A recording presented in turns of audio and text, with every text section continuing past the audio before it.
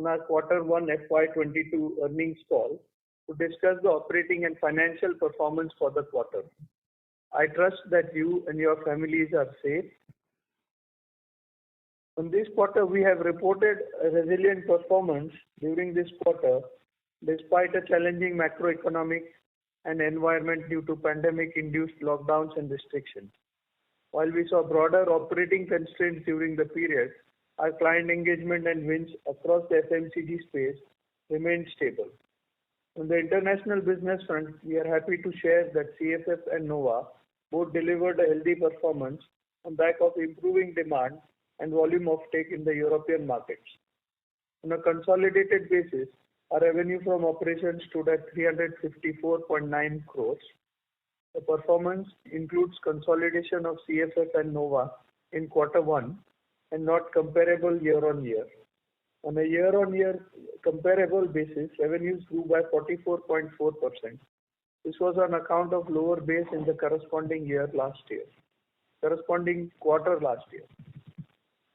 During the quarter, we continued to witness cost pressures on account of inflation in raw materials and especially costs in logistics and supply chain. Accordingly, we have undertaken suitable price hikes. This, in combination with our prudent inventory management practices, enabled us to report stable gross margins of 42.2%. On the EBITDA front, lower revenues moderated EBITDA performance. In addition, our other expenses during the quarter were higher as it included one-time preponement of R&D CWIP amounting to 12.9 crores on account of accounting policy change. This change was mandated due to more and more exchange of IP usage between India and Italy operations. Without this adjustment, EBITDA margin stood at 16.1% and PAT stood at 27 crores. On the tax front, I am happy to share that we have a favorable update on the tax appeal in the matter of our wholly owned subsidiary Keva Fragrances. Recently, the Income Tax Appellate Tribunal, ITAT, as per its recent order, has set aside the order of the Commissioner of Income Tax and has directed the assessing officer to allow amortization of goodwill as an eligible expenditure. The tribunal has also squashed the department's appeal on the other two issues favoring by the CIT earlier. Consequently, we have reversed the additional tax provision aggregating to rupees 64.5 crores for the period between FY17 to FY21. So our reported PAT this quarter has come in at 81.4 crores.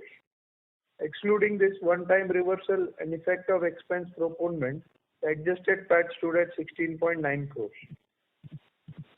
From a consolidated balance sheet perspective, our net debt position was comfortable at rupees 386 crores with a net debt to equity at 0.4x. The payment for acquisition of Nova in April 2021 of approximately 25 crores led to a slight increase in debt of rupees 6 crores as compared to March 31st position. As communicated earlier, in FY22 we have no major capex plans on hand and the focus remains on generating healthy free cash flows, which will enable us to further strengthen our balance sheet position. Coming to some key business updates, as you all know, the unprecedented rains in Maharashtra in July caused severe flooding in certain areas. Unfortunately, our unit in Mahad was severely affected due to these incessant rains and floods. It resulted in flooding in our plant and major outage in our facility and region.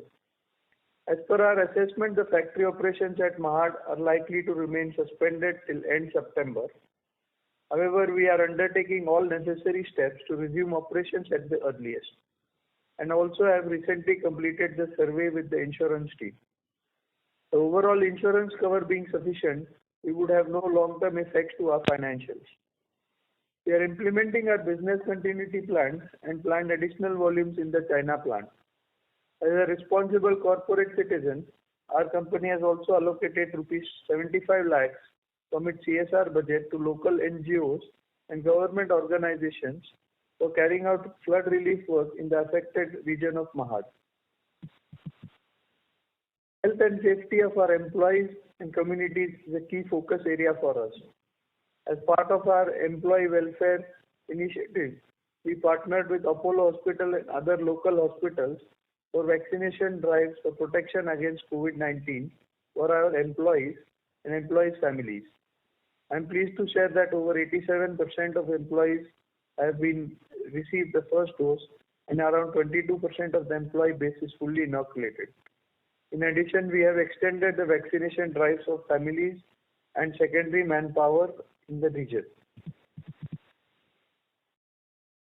I would now like to cover some developments on the management team side. Mr. Shrikant Mate, SHK Executive Vice President and Group CFO, will be superannuating on September 30, 2021. Shrikant has been with us for over a decade and held various leadership roles at SHK. He was also actively involved in driving our company's IPO and acquisitions and has been an integral contributor to the growth of SHK. On behalf of the Keba family, I would like to thank Shrikant for his contributions and wish him best in his retirement. We have recently appointed Mr. Rohit Saraugi as Executive Vice President and Group CFO designate the company. Rohit is a chartered accountant and brings with him around 2 decades of finance domain and leadership experience. In the past, he has been associated with large and reputed companies in the FMCG space. We would like to welcome him on board. In the next couple of months, Rohit will work closely with Shrikant to ensure a smooth transition and will formally take charge as Group CFO with effect from 15th November 2021. To conclude, as we look ahead from the demand standpoint, we are currently witnessing steady wins and inquiries across customers in domestic and international markets. While there are concerns with regard to the macro environment, given the uncertainties relating to the pandemic, internally we have several promising growth initiatives in place. We are confident that our strategic growth levers, along with our robust business model, should enable us to report healthy performance going forward. On that note, I would request the moderator to open the forum for any questions or suggestions that you may have. Thank you very much. We will now begin the question and answer session. Anyone who wishes to ask a question may press star and 1 on their touchtone telephone. If you wish to remove yourself from the question queue, you may press star and 2. Participants are requested to use handsets while asking a question. Ladies and gentlemen, we will wait for a moment while the question queue assembles. Participants, you may press star and 1 to ask a question.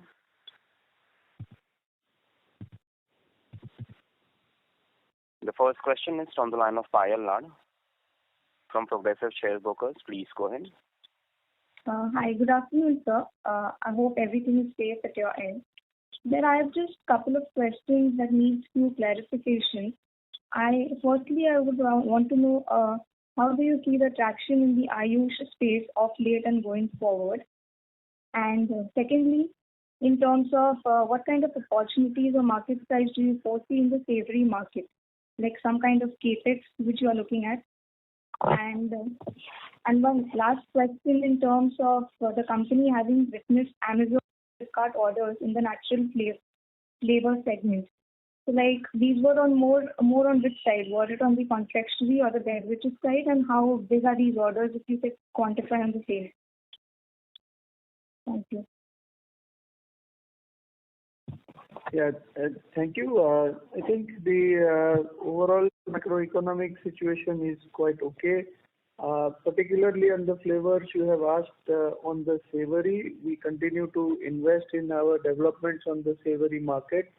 It's a very large market, as you can imagine, in India, but we are focused on very small part of that, which are the top-note niches.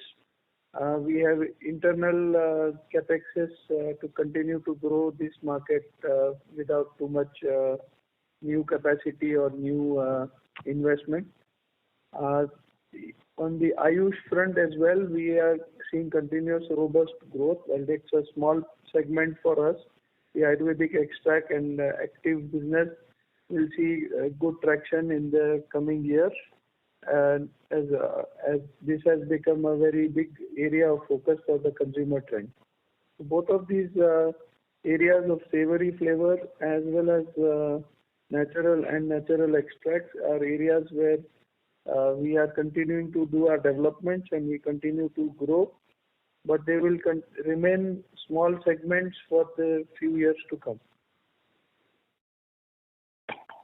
Okay, and sir, you mentioned about internal capex in the savory segment. So, like, if you could quantify what range would be?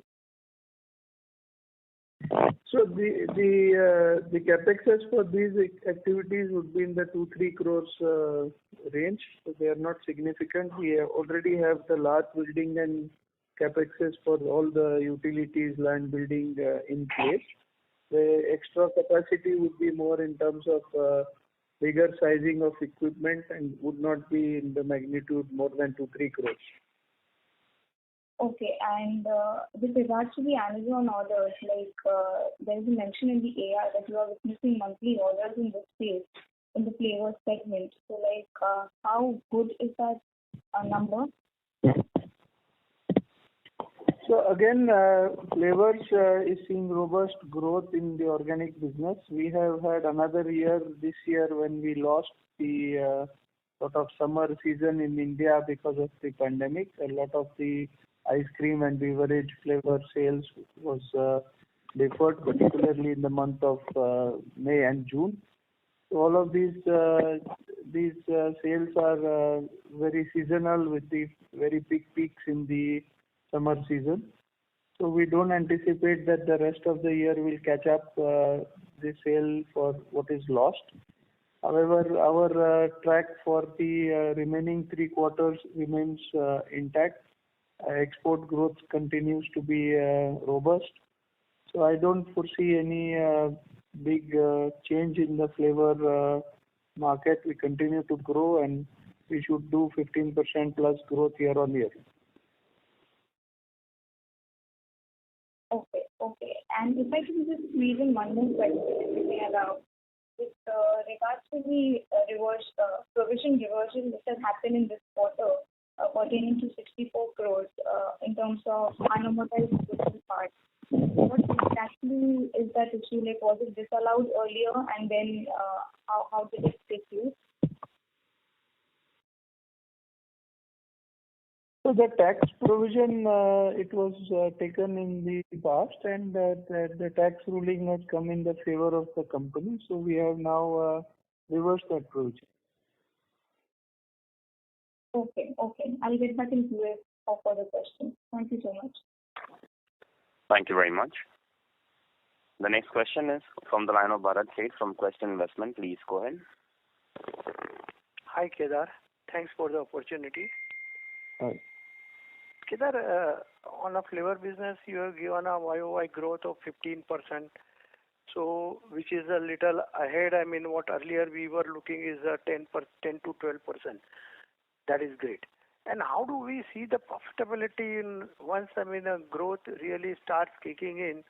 So what are the operating leverage do we have in the flavor business?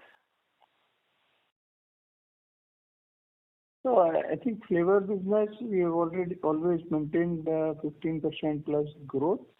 There is good profitability margin around 46-47%, and that flowing down to a profitability of 10% plus in the PAT line. It's a steady state business continuing to grow. There is no surprises on the flavor side at all. The environment remains normal, demand is robust, then we will continue to grow that business very aggressively. Having said that, on the overall fragrance business as well, we have good number of wins, good number of FMCG companies have approved our products, and so the overall growth in the long term or near term remains very much intact. For the overall margin, so this quarter we have clocked around 16% EBITDA, and in a normal quarter we should be in upwards of 18 to 19% EBITDA level. Okay. So whatever business that we lost in Q1, because Q1 number include also last previous year CFF number, and so this growth, top line growth is not really reflected. So if one has to look at, normalize growth. We have so we have 44% growth year on year versus last year, which is the underlying like for like business.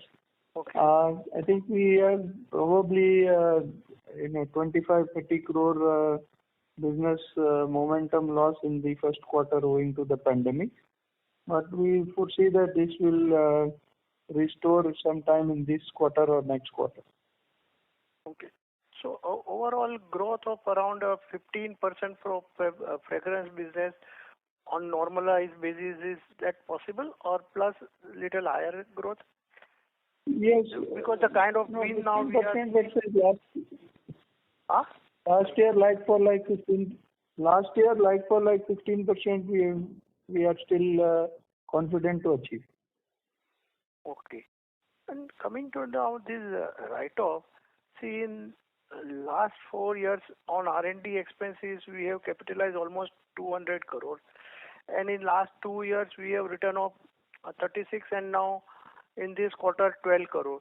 So how much this kind of one-off will really continue, rather where despite there is a normal depreciation of intangible that we provide. If you can give This one-off the 36 crore is for the. Let me talk. 36 crore is not related to R&D at all. It is on accounting impairment of the plant in the Netherlands. It is part of the plant shifting to Mahad. Apart from that 36 crore, that is a different thing. In 20 and 21, no in annual report, we R&D, expenses written off, apart from depreciation, is 36 crore. So there is, I understand. What I'm trying to say is that these R&D expenses written off is it's basically, you have the expenses which are running a project for 1 year or more with the clients, and then the expenses to that in normal situation, about 20% of the projects we will win. 80% of the projects we are not winning. This is just a normal part of the business. The reason for doing the amortization is the large projects are running over 2-3 years, and this policy was in place. Unfortunately, because of the last 2 years of this pandemic and then uncertainty, the wins, while we have won the business launches have not happened in the same manner that was normal case before. Plus, we have now our IP and formulations being used in Italy, and it is getting, so that is why we have changed the policy to expense out the entire R&D. And this 12.9 crore is not actually a write-off for a new cost. It is just expense preponement. Okay. So do we expect to continue same amount kind of a thing in remaining? No, so we have changed the policy. That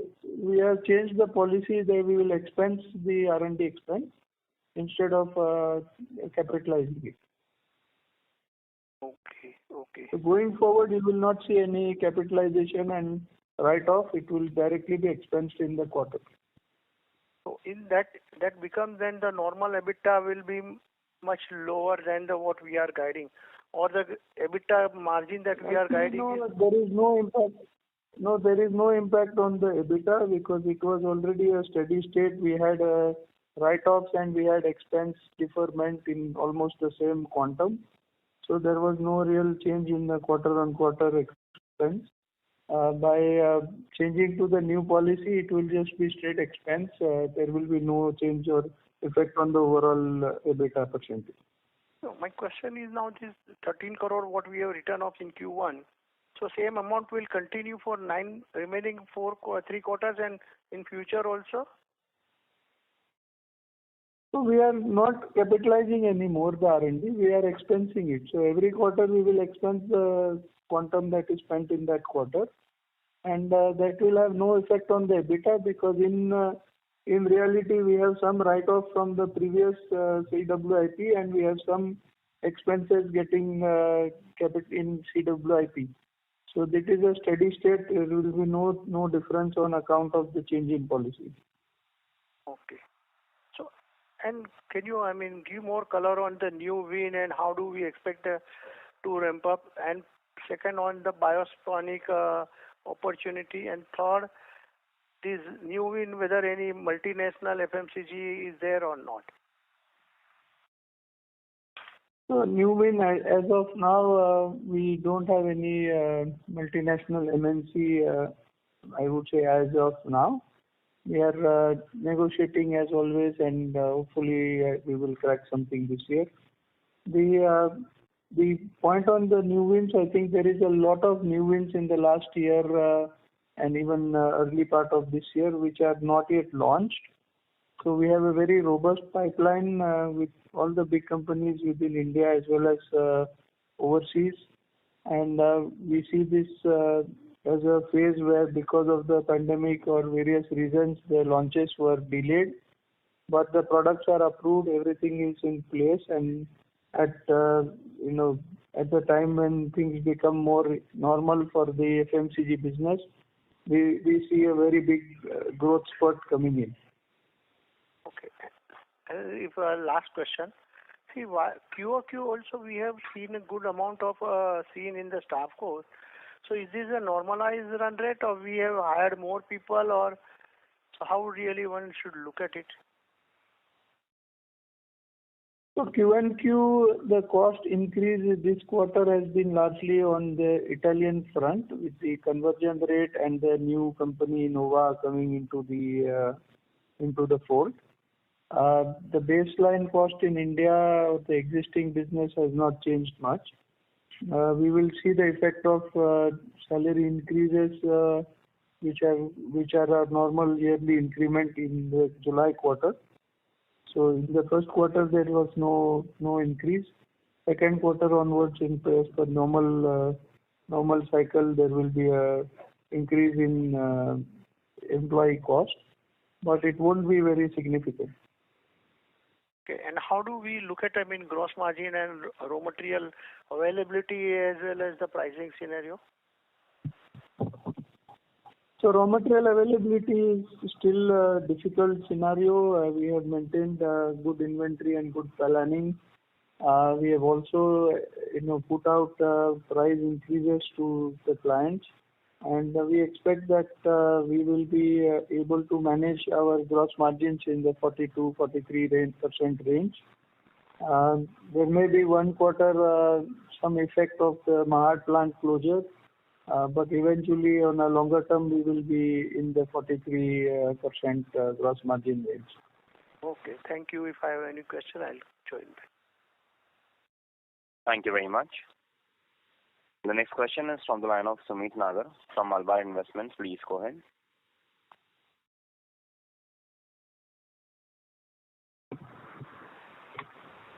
Sumit Nagar, may I request you to go ahead with your question, please?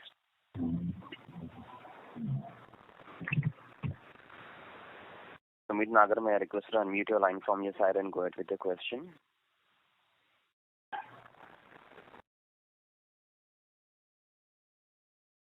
Sumit Nagar, can you hear us? If you have no response, we move on to the next participant. The next question is from the line of Deepak Poddar from Sapphire Capital Partners. Please go ahead. Yeah, thank you very much, sir. So I just wanted to understand, you mentioned about the raw material availability remain a difficult scenario. So how do you see that impacting your EBITDA margin going forward? Yeah.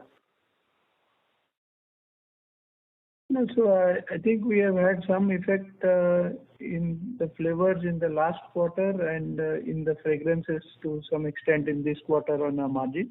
Mm-hmm. But we don't foresee any big effect on the margins or EBITDA, and we will be able to pass on some of these costs to the clients and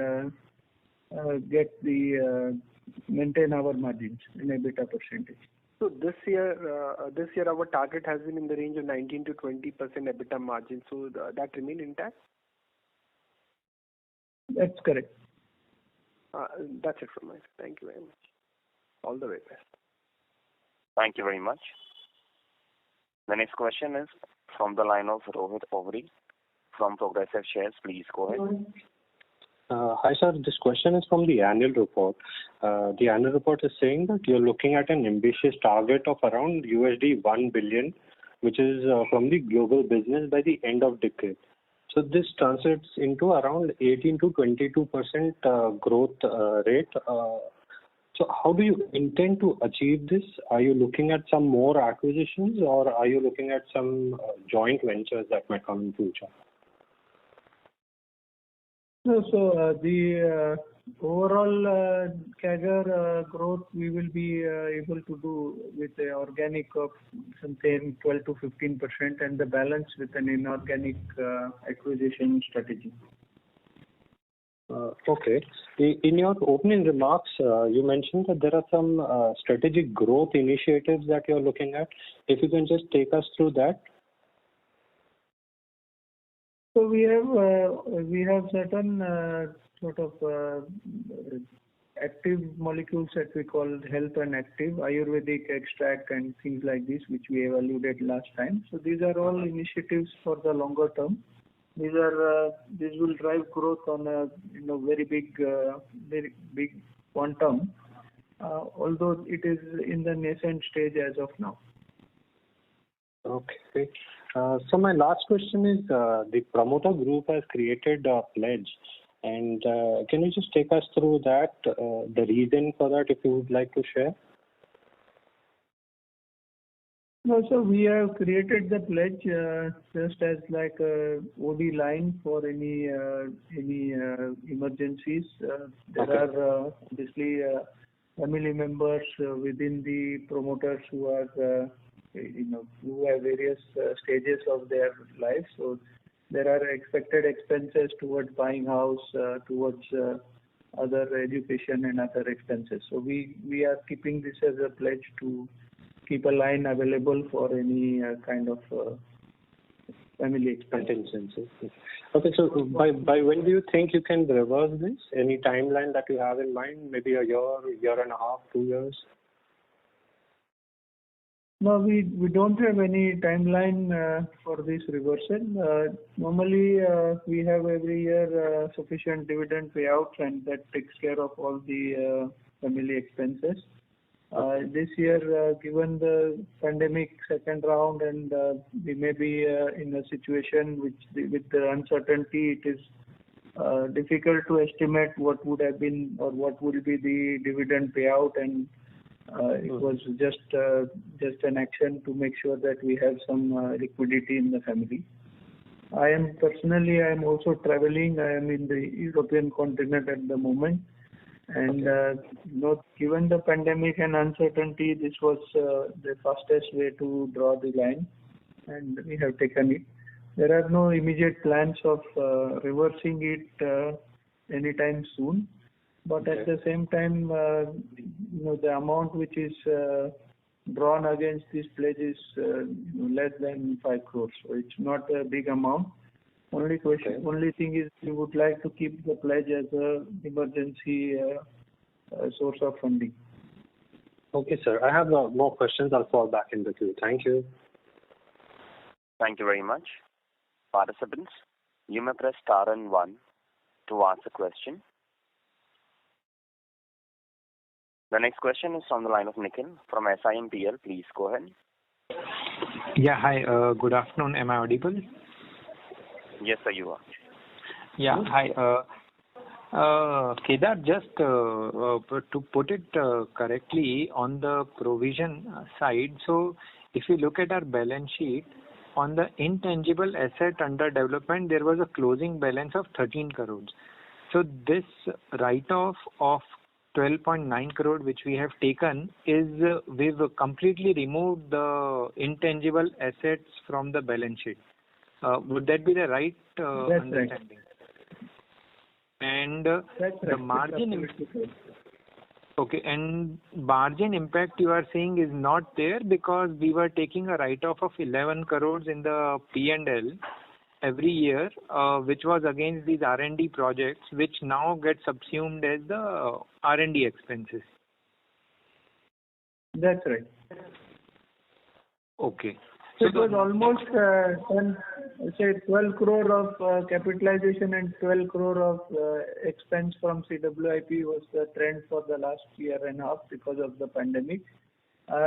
So we decided we just go to a simple expenses model, especially since the utilization of this IP in Europe, in Italian operations also is there. It becomes difficult to quantify the revenue versus the capitalization. So we decided to abandon this capitalization and go to a 100% expense model. Okay. Okay. Okay. So just one clarity. So these R&D projects you mentioned are projects we run with the clients, and because these either the win rate is not happening or the product does not get launched, we have to take a write-off. So is the timeline of these projects generally less than 1 year, 6 months, that kind of? And are these projects only specific to clients? Because my understanding was that we develop products which can be sold across clients. So just if you can help me understand this part. So the CWIP policy was specific to clients and specific for new molecule IP. The specific client projects actually, last year with the pandemic, there were delays in the launch, so we had to write off quite a lot of projects. Again, this year with the pandemic situation, we decided that it's better to just move to a simple policy of expensing out. The IP, CWIP of the IP on the molecules is now started to be used also in Italy. And then the question we anticipate from the various tax authorities and how much is used in India, how much is used outside India, and so on and so forth for the amortization. So we will just expense it and make it simple from the policy point of view. Okay. Okay. Second question is, you mentioned in the start of the call that we have started taking price increases, and I think I would congratulate you because even with the way the cost increases have been, sequentially gross margin have remained stable. The price increases we are taking, are they only covering the RM increases, or because their increase is also on the freight side and other line items? So does it increase most of the cost element or only the RM increase?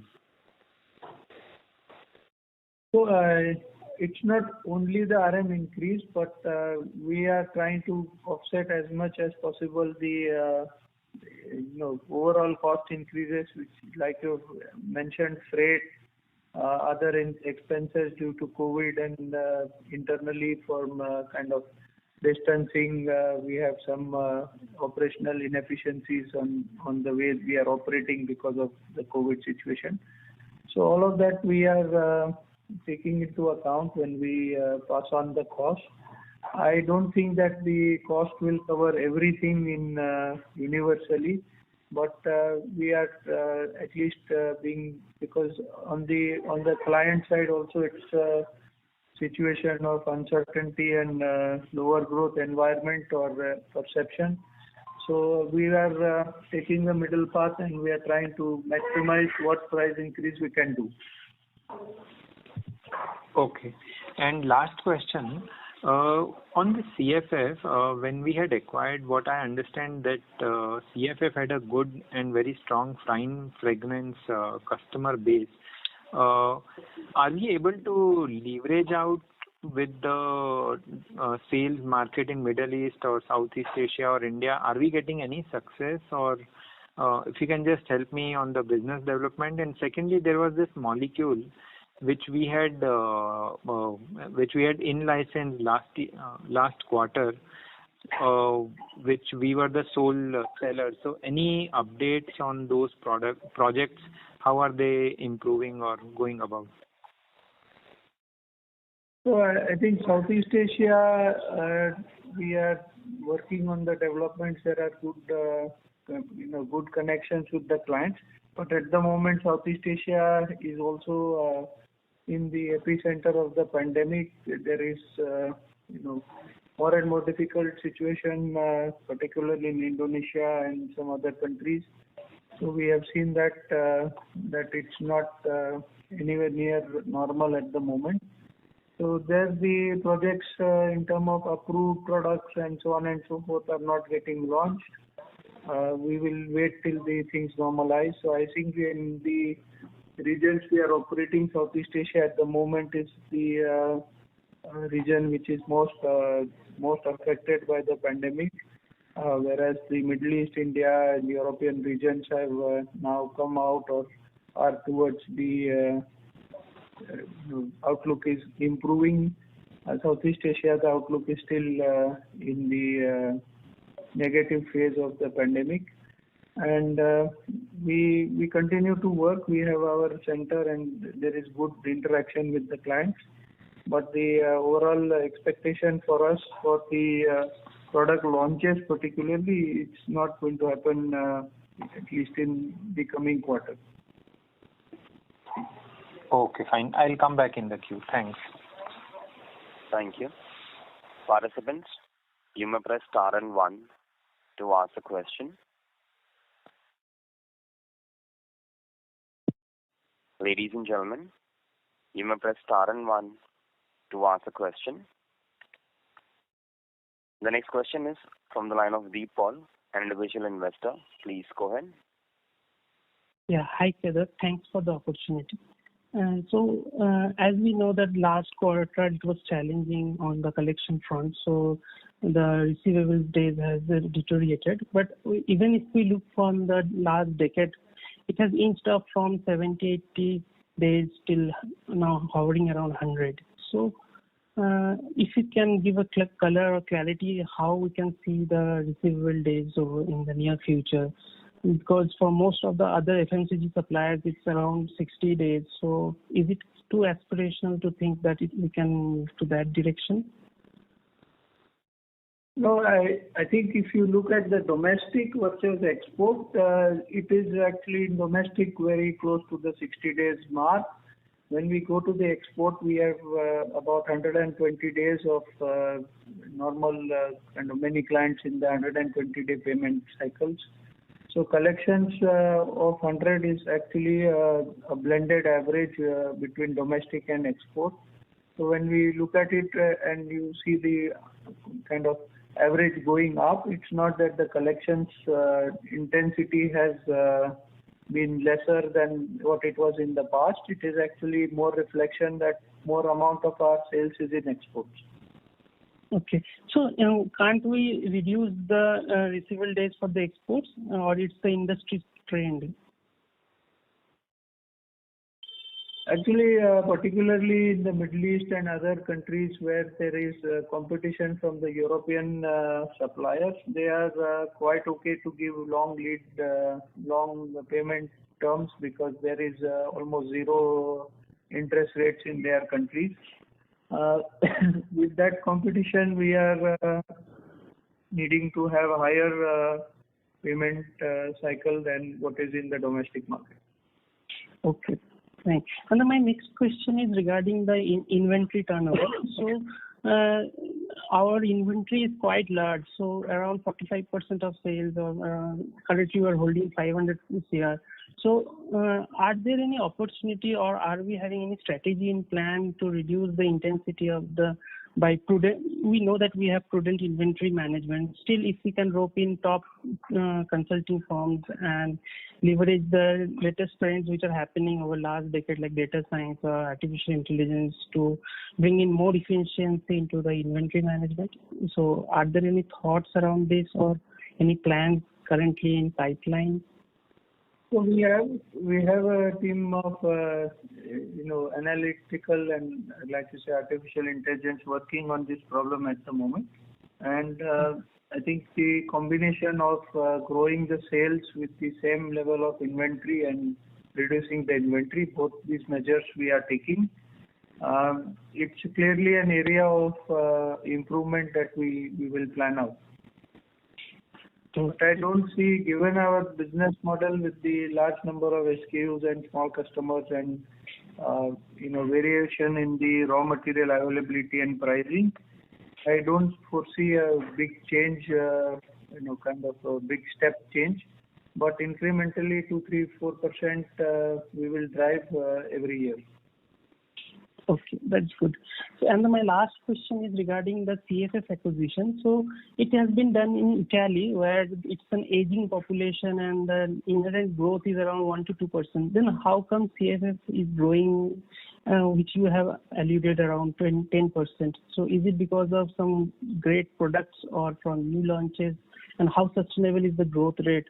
Or we will be having a unit with low growth in near future as this current growth subsides? No, so I think when you look at the economy growth versus consumer behavior, while the overall economic growth seems to be smaller, digit 1-2%, the consumer spending per capita in fragrance and FMCG is quite high in these markets compared to market like India. And normally what happens is that the GDP is only looking at the total number, and when you look at the premium product versus what they call niche products, there are many products which are big brands, and then there are many smaller brands. So in a low growth and in a more difficult economic growth situation, actually the smaller brands are growing faster than the big global brands. So we are seeing that, and that's why the growth is higher in this company. Okay. So did we get any opportunity to cross-sell the CFF product portfolio into the Indian market to different clients, which has helped us in wins? Has that happened, or No, it is happening. I think the current scenario, it is difficult to interact. There is not much travel happening, so not much integration. We are letting the teams work on their own market and clients. Many of the labs, both in Italy earlier and in India, we had to work with 25% or 50% people in the labs. So we have not really started this cross-selling opportunities at this moment. But the product range, we have obviously ability to look at it and start the cross-selling once things are more normal. Okay. Thank you so much, Kedar, and wish you all the best for the near future. Thank you. Thank you. The next question is from the line of Rohan Gupta from Edelweiss. Please go ahead. Hi, sir. Good afternoon. So a couple of questions from my side. So one is the clarification which you mentioned on EBITDA margin. Despite a very muted margin in the current quarter on a company level, almost a 12%, you still guided for 18 to 19% margin for full year. Just wanted to understand if the rest of the quarter you are expecting the margin expansion, or the for full year margin of 18 to 19% that will also compensate for the loss of the current quarter. We expect that the future quarters should compensate to the extent of this quarter.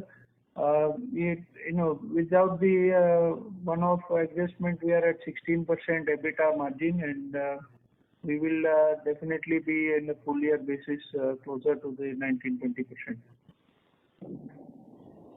Okay, so again, this 16% margin will be compensated. So for full year, we are still confident about 19 to 20% margin. That's right. Okay, that's helpful. So second question is on this. Growth levers are in place. We hope that the second half of the year will be a normal year in India particularly, and that should see us doing strong growth in this quarter. But sir, we are still living in a pandemic environment, as you rightly mentioned, that the southeastern market right now are witnessing the more effect of pandemic, and there is a epicenter now. And second, the raw material prices continues to remain volatile.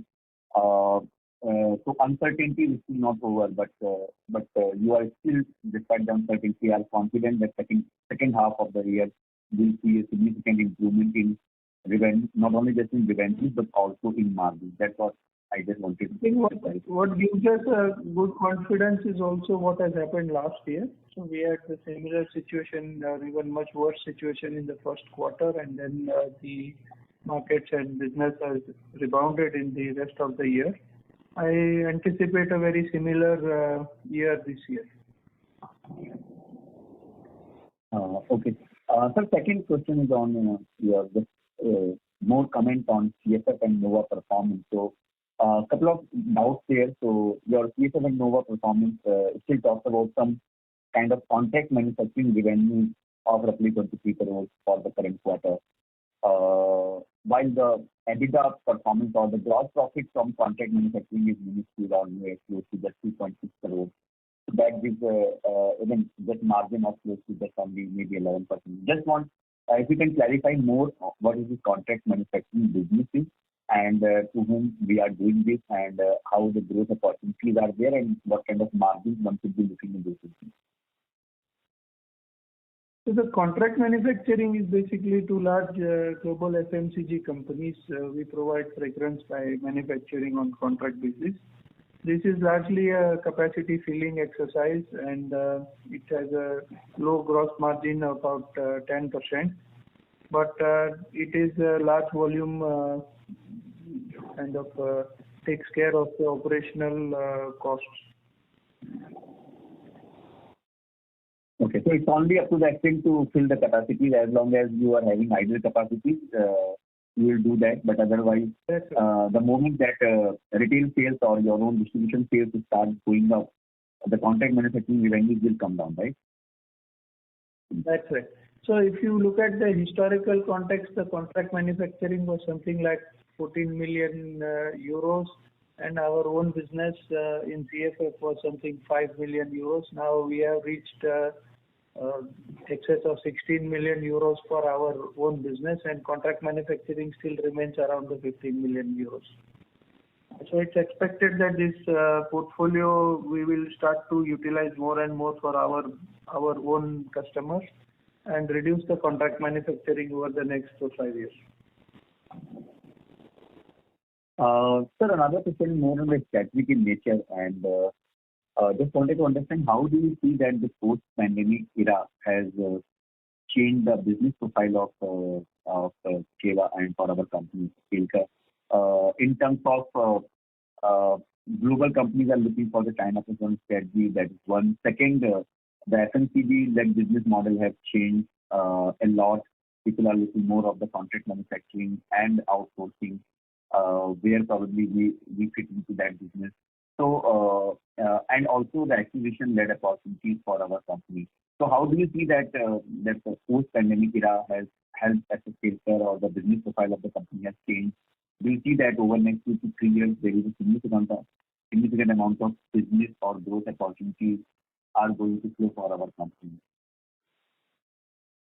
So I think the pandemic era, as you call it, post-pandemic, there are clearly consumer behavior changes. So there is a new type of brands, the e-commerce brands, and some of the niche brands that either very bulk sale volume packs with value for money proposition, or pamper yourself proposition with very good fragrances and very high premium products. So this trend is coming in globally. I think part of it is also in India, where people are willing to spend that extra money on e-commerce or luxury products.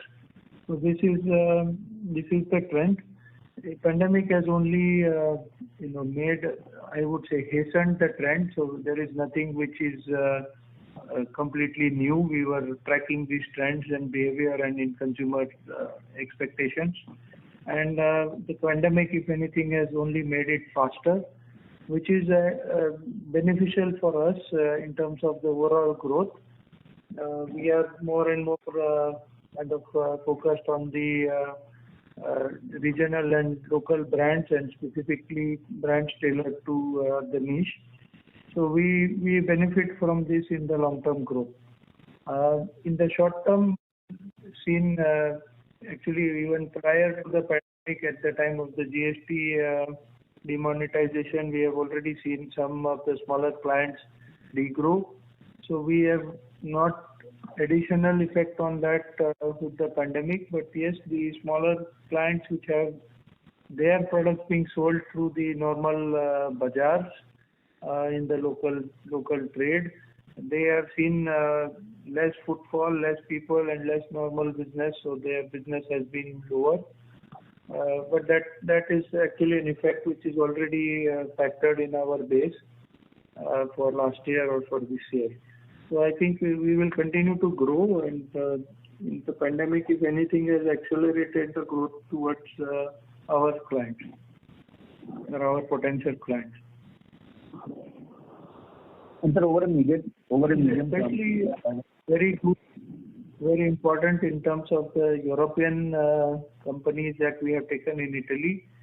We see that huge amount of traction on the regional brands and Italian local brands and niche high-end products, which is helping us continue to grow even during the pandemic. And so over a medium term, do you see that the growth for the company will be more driven by the acquisitions? You already have a very healthy balance sheet right now. So there is a potential to leverage your balance sheet, and you are already generating strong cash flows, and the margin goes to 19-20% other cash flows will improve. I couldn't hear the last part of the question, but on acquisition, there is a clear strategy to acquire and put strategic bolt-on companies and which can help the group to grow faster. Our objective, any acquisition, is not to grow through the acquisition. Acquisition which itself does not grow or is not growing or not really be keen to doing something. But our acquisition strategy, we are looking to add geography or customer base of growing customers, which we expect that in the future will continue to grow at a double-digit CAGR. So the only way to look at acquisition will be, or only reason to look at acquisition will be mainly to get for the customer acquisition, right? So customer geography, if there is some technology specific thing, we can look at it. Primarily, it is a strategic objective. It will not be too much tactical unless it fits in the overall strategy. We will not do any acquisition. Okay, sir. Thank you. Thank you very much. Thank you very much. The next question is from the line of Dixit Mittal from LIC Mutual Fund. Please go ahead. Yes, sir. So my question is on this disruption in Mahad. So you mentioned that the plant will remain closed for the most part of this quarter. So will that have any impact on our maybe full year or this quarterly numbers, or do you have enough inventories to take care of that? So we have, there will be obviously some effect on the supply because of the closure of the plant. We have enough inventories to manage the current contracts. We may be unable to take some new sales orders in this period for 1 or 2 months, but we will try to compensate this in the remaining 2 quarters of the year, using also additional capacity from China.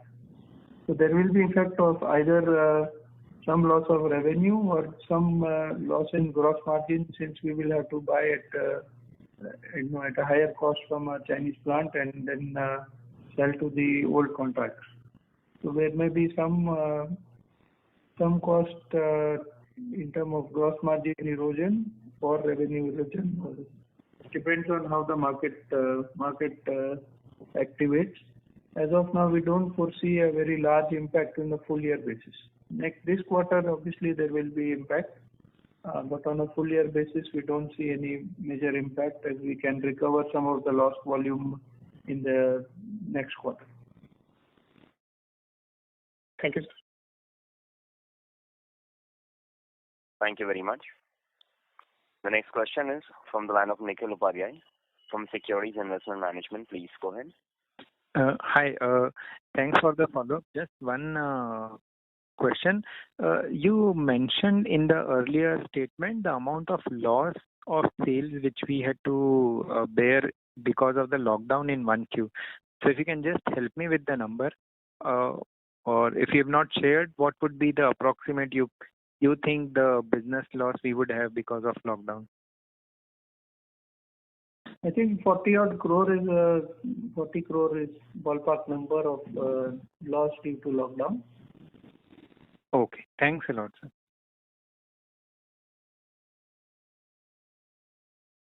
Nikhil Upadhyay, do you have any follow-up? No, I'm done. Thanks.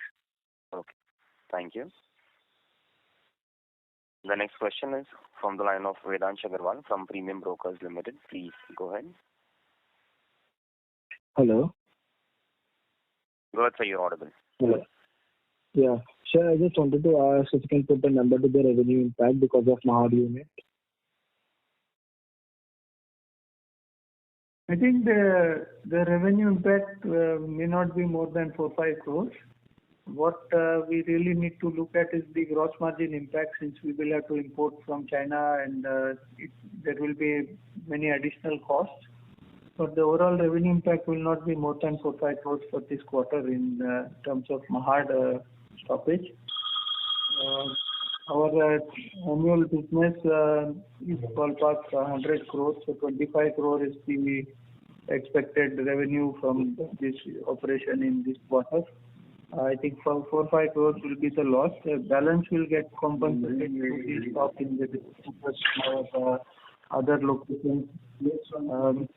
If there are no other surprises in Mahad subsequently, I think we will be quite okay. Sir, there's a container. So is it impacting our exports? Is it expected to impact our exports in the coming quarters? In this quarter, there will be some effect, I think, but not significant. I think the overall, we are covered in our BCP with stock locations elsewhere and finished good stocks in various parts of the world. If we are up and running in, say, second week of September and we start the production, I think there may not be too much loss in the overall view. We will be down to almost nil stock in the buffer warehouses, and we will need to build that up with our China additional capacity. Thank you, sir. That's it from my side. Thank you. Next question is from the line of Naushad Chaudhary from Systematics Group. Please go ahead. Hi, thanks for the opportunity. Just a clarification on some balance sheet part. If I look at on our balance sheet, we work on around 60 to 70 days of raw material inventory plus around 20 to 25 days of the finished good inventory, which keeps our working capital cycle a little elevated. So I was just wondering if there is an scope for improvement in these two parts, especially on the working cap, on the raw material inventory side. And has there been any change in last 3-4 years in terms of availability of these raw material, especially in domestic market? Can you touch upon these 2 points? Yeah, so if you see the availability issue and you go back a little bit in the history, we have brought down the inventory levels, and we have had a couple of quarters where we got hit with the force majeure in the past. I don't see that there is a very big scope of reducing the overall inventory from 60 days downwards on the raw material side. and our objective is to continue to increase the sales on the same inventory. So while the inventory absolute number it is what remains, we will increase our turnover related to the same absolute number, since we can then replenish faster model. But our holding of current inventory, I think we will manage or we will need to maintain somewhat this level of magnitude of inventory, and then we will continue to increase our sales. Already alluded earlier that export optimization is something which we will do, but it's not a major change in the policy. Okay. And the primary reason for this elevated raw material inventory is because of the unavailability and seasonality in some of the key raw materials. Is that the reason, or is there something else that business is required to have this? Yeah, there is a seasonality one part. The other part is in our business model, we are trying to manage the cost and selling price. So there is a gap of between 3 to 4 months of any increase in raw material side or any specific increase. So we like to pass it on to our customers with sufficient time, so we don't end up with unexposed inventory shock for us that we have suffered in the past. Okay, so we try to balance the gap between the contract price revision versus the inventory purchased. So we try to sell the next 6 months of sales basically with inventory in hand and few contracts supplies in hand, so that there is no sudden change in the margins or sudden change in the expectations from the client side. We need sufficient time to negotiate any price increases with the clients. Okay, and in terms of our receivables, there is a slight stretch in last 2-3 years. There's a slight stretch on the receivable side also. So, is there any differences in terms of credit given to the clients in domestic market versus export market? Because in the same period, the export revenue has gone up. I was just wondering, is that the reason which is stretching our receivable? Export market is 120 days and average collection or average pricing, and in domestic market is around 60 days. So anything between 60 and 120 days is normal, depending on the product. Okay. So for 120 days, do we enjoy better margin versus domestic?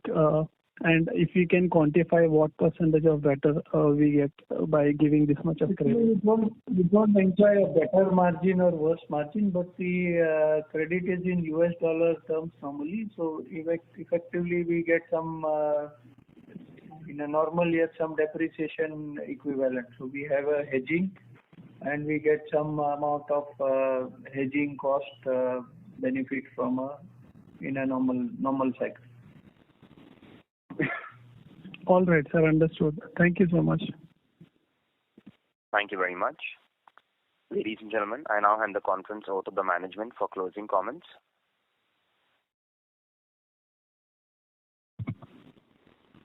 Thank you. I hope we have been able to answer your questions satisfactorily. Should you need any further clarifications or would like to know more about the company, please feel free to contact our team for CDR India. Thank you once again for taking the time to join us on this call. Thank you very much.